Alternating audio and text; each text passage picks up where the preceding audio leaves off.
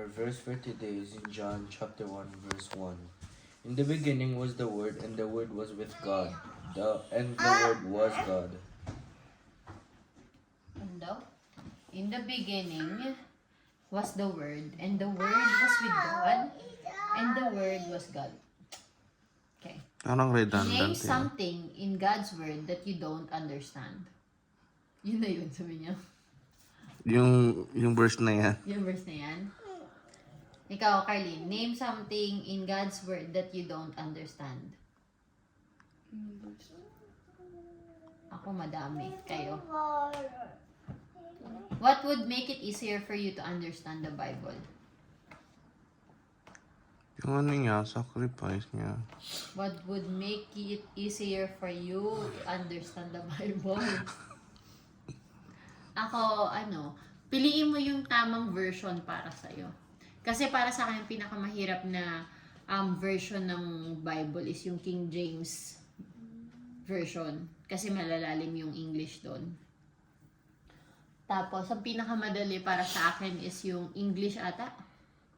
English something. Something. Pero ang ginagamit ko usually is yung New International Version, NIV Bible. So, mamimili ka. At saka syempre, when you read the Bible, you have to pray para bigyan kayo ng guidance sa pagbabasa. Basahin natin to. God's written word has been around since humans have been alive.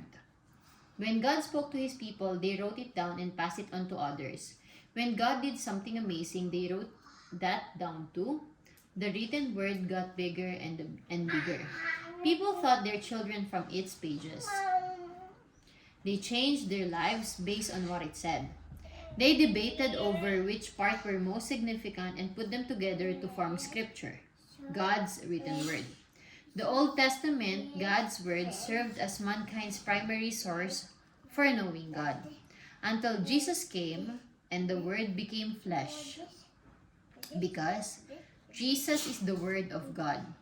Everything He said came from God. Every miracle He performed told us something more about God. God's Word came alive, literally. Jesus gave us new words and made us rethink of the old ones. The Word was fresh, exciting, unpredictable, and life-changing. Jesus taught us to live according to the Word. As we celebrate the Christmas season, let's remember that God's Word is still as fresh, exciting, unpredictable, and life-changing as it was to the people who encountered Jesus over 2,000 years ago. Jesus lives in our hearts. His Holy Spirit speaks to us through our conscience. That's how we can live according to His Word today. What did you guys get? Jesus is representative of God. Representative of God. Di ba sabi pa, naalala mo sabi ni yung debate ni Manalo na isa lang daw siya. Ha? Siya at siya rin daw yun. Si Jesus at saka si God. Pero sa ibang Sinasabi kasi, Old Testament, anak talaga niya, dalawa sila. Hanggang ngayon naman, hindi naman natin pwedeng itukuyin kung ano yung talagang totoo doon, di ba? Ako naniniwala ako na there's a Father, there is Jesus, and may Holy Spirit. Pero sinasabi rin kasi sa Bible that Jesus is the exact representation of God. Kung paano siya, sabi nga dito, di ba, lahat ng lumabas sa bibig ni Jesus ay galing yun sa tatay niya. Yun yung mga gusto talaga ni God sabihin sa mga tao.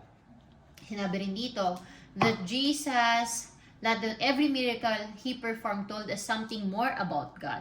So, ibig sabihin, lahat doon ng mga pinerform na miracle ni Jesus is nagpapakilala sa atin kung paano talaga rin ang Diyos. Kasi nga si Jesus ay exact representation of God. Diba? Kung gaano niya tayo kamahal, ganun din tayo kamahal ng tatay niya. Kung gaano kabuti si Jesus, ganun din yung tatay niya. Nagigets nyo? Kaya nga napagkakamaliang or inaano ng iba, naiisa lang sila. Na nagkataong tao lang yung Diyos. Pwede rin naman ganun. Whatever it is, diba? Ang hindi mo mawawalang fact na katotohanan talaga doon is may bumaba sa langit, which is Jesus, or pwedeng siya mismo si God, diba? Pero namatay siya para sa'yo. That's the fact. Na hindi natin mababaliktad kahit kailanman. Na namatay siya, wala siyang kasalanan, pero namatay siya at tinubos niya ang tinubos niya ang kasalanan mo in a way na nagpapako siya sa krus para sa'yo. Diba? It's either yung anak niya yon or si God mismo yon. Ang katotohanan is may namatay dahil ganun kanya kamahal. Para ma-save niya at mabago niya yung buhay mo. Naintindihan? Kaya nga sinasabi dito, Kaya nga sinasabi dito na dapat daw ay mabuhay tayo according to His Word today. Diba? Tatandaan ninyo na we are always doing our DBS, diba? And tatandaan nyo, meron tayong natututunan every day. So, hindi yan para lang sa tenga ninyo, kundi dapat i-share natin yan sa ibang tao and at the same time, gawin din ninyo. Yun ang unang-una, gawin ninyo. Kasi hindi nyo nasi-share sa ibang tao kung hindi nila nakikita yan sa inyo. Intindihan? Yun. Chloe, ingay ah. Oh. Tay, can you pray? Dear God, thank you for giving us your word in flesh. Thank you for the life Jesus led and the things he taught. Guide us as we attempt to follow his example. Amen. Amen.